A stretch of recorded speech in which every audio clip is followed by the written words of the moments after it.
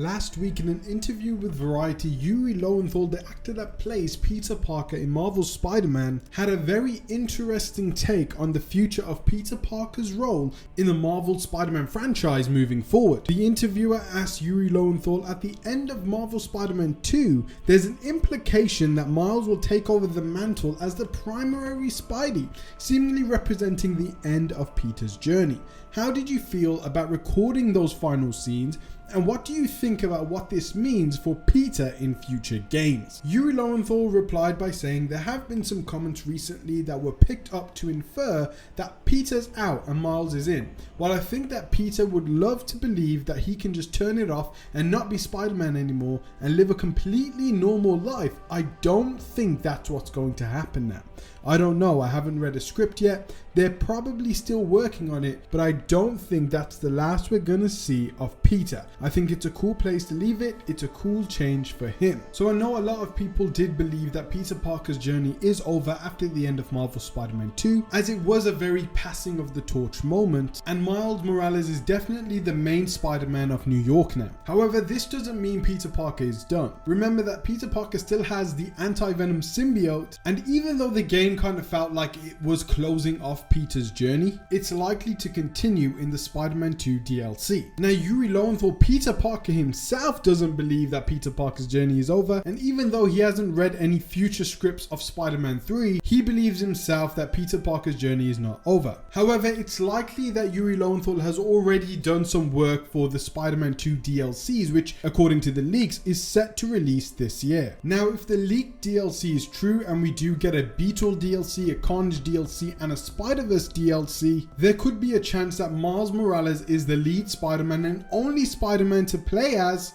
in all three of these DLCs. However, I don't believe that's going to be the case. I also believe that this is going to make a lot of people angry. People want to use the new Peter suits that they got at the end of the game, and the Venom abilities and the anti-Venom abilities in the Spider-Man 2 DLCs. But it's definitely a direction they could go in, and with that first Beetle DLC, if for some reason they don't have Peter Parker as a playable character, they could definitely use that DLC to bring Silk in and have her be the second playable spider hero. But I would believe they would leave her for a Spider-Man 3 game, as that would be a big selling point for a third game. But it's likely that Peter Parker will make a return in the Spider-Man 2 DLCs, and they will probably have his role being a very secondary spider hero to Miles Morales, and I can definitely see the story as Miles Morales doing a majority of the work and have Peter come in here and there to just help him with the bigger threats. If Peter has time on the side, he can go ahead and clear a few bases and help him with the main boss fight, and we definitely get to see the life of Peter Parker and how he is now the secondary Spider-Man who comes in to help Miles from time to time. So I think these Spider-Man 2 DLCs will very much portray Peter as a secondary Spider-Man who doesn't need to do a lot of spider work as Miles is handling it, but then to come back to focus when it comes to Spider-Man 3, as of course he will need to be present and be the main kind of focal point in the story when the third Spider-Man game comes around. Because remember, this is still a heavily focused Peter Parker story, and just because it looked like they were phasing Peter Parker out at the end of Marvel Spider-Man 2's main campaign, this is all intentional and is definitely a plot point in the bigger narrative of this Spider-Man franchise. Also, with the supposed Carnage DLC, that is also a very Peter-centric story which features Peter Parker's Spider-Man and Wraith hunting down Cletus Cassidy, who now has a Carnage symbiote, which he will wreak havoc if this Carnage DLC comes to fruition. So with this DLC particularly, I don't think Peter will let Miles go and handle this by himself, or even handle it side by side with Wraith, as he himself would want to get answers. And of course, knowing how dangerous the symbiote is, and given the fact that the main villain of this game was Venom, and Carnage is a much more powerful version of a symbiote than Venom ever was, which they will likely find out in this DLC, Peter Parker will likely be the focal hero of this storyline. And it would make sense because the Carnage DLC would seem to be a Peter focused DLC, and the Spider-Verse DLC would likely be a Miles focused DLC. Now with the Beetle DLC, I think this will heavily show a lot of the personal lives of both Miles and Peter, and kind of show what Peter's life is like now, not being the main Spider-Man of New York City. But this will also bring Peter back in as Spider-Man, and likely may feature a time jump where Peter hasn't been Spider-Man for about 6 months, but this Beetle villain will have Peter shaking off the cobwebs and fighting alongside Miles Morales. Also, with some of the leaked details of the Venom game, it seemed that there would would be 3 playable characters in that game, and the first conclusion I came to was of course Venom, Miles and Peter. It also did say in that document that the events of Spider-Man 2 would lead into Venom, and the events of Venom would lead into Spider-Man 3. So it's likely again we will see more of Peter Parker in the Venom game. However, these plans could have been changed, or the 3 playable characters could be Venom and 2 brand new characters like Toxin or another version of Agent Venom. But we did cover the Venom game in a dedicated video, which I'll leave in the description and comment section below. I'll also be talking more about Spider-Man 3, and we've already gone over all the details of Spider-Man 3 already, which I'll also leave in the comment section and description below. On March 7th, we're going to be getting the New Game Plus update along with a whole load of brand new features for Marvel Spider-Man 2, and who knows, maybe there would be a secret cutscene at the end of the New Game Plus mode which teases the DLC, or maybe even the Venom game. We should also get some information about the upcoming DLCs for Marvel Spider-Man 2 sometime soon, hopefully in its very own state of play or at an upcoming potential PlayStation showcase. But the focus is on the brand new Game Plus update at the moment, which will be available on March 7th. So after this date, it's likely that we will get some information about what's upcoming to Marvel Spider-Man 2 and the sort of time frames throughout the year, and we'll get confirmation whether we will be getting the Beetle, Carnage and Spider-Verse DLC, or if these were old plans and we could be getting brand new different DLCs that we never even heard of. But guys, thanks so much for watching. Go ahead and watch my other Spider-Man 2 and 3 videos. They're in the description, comments, and I'll leave one in the end screen as well. Guys, thanks so much for watching. Stay tuned for more updates. Like the video so it reaches more people, and I hope to see you in my next videos. Take care, guys.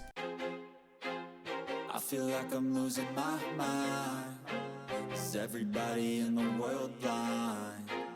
Please, Lord, give me a sign, a sign. I feel like I'm losing my mind. Is everybody in the world blind?